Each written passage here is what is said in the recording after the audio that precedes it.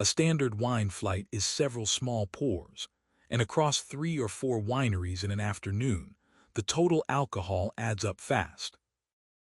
Wine is stronger than many casual drinkers expect, and the leisurely, daytime pace in beautiful weather makes it easy to feel fine, while your blood alcohol is climbing well past the legal limit. By the time you get in the car, you may genuinely believe you are okay, and that sincerely held belief is not a defense, but it does explain why these arrests catch ordinary people off guard.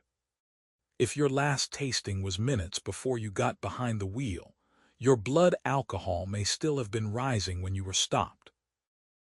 The chemical test is taken later, at the station, and that number could be higher than your actual level while you were driving.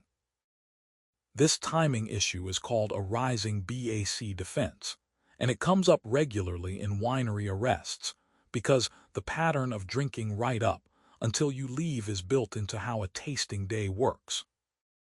The prosecution relies on the evidentiary breath or blood instrument, which is governed by California's Title 17 regulations, to show your BAC, but that result reflects where your level was after the drive, not necessarily during it. Wine country law enforcement knows exactly what goes on between wineries in the afternoon.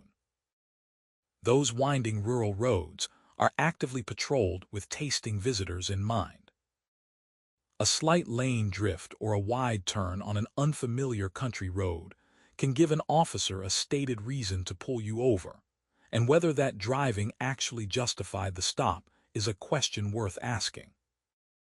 A suppression motion, a legal challenge arguing the stop itself was not lawful, can, if successful, reach the evidence gathered after the stop.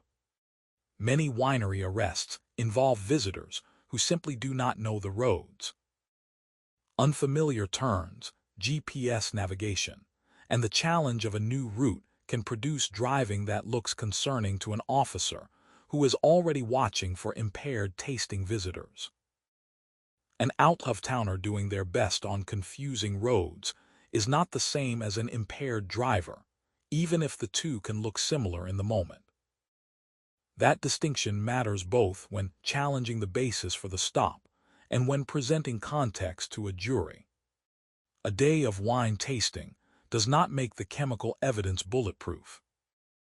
The evidentiary breath or blood test in a winery case faces the same challenges as any DUI.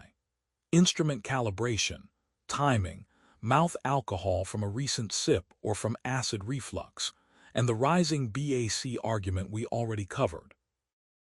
California's Title 17 regulation sets strict requirements for how breath and blood tests must be administered and stored, and any deviation from those rules is a legitimate line of attack on the result. Regardless of where you live, a California DUI arrest starts a 10-day clock. You have 10 calendar days from the arrest to request a DMV administrative per se hearing, or you give up your right to one, and your license suspension becomes automatic.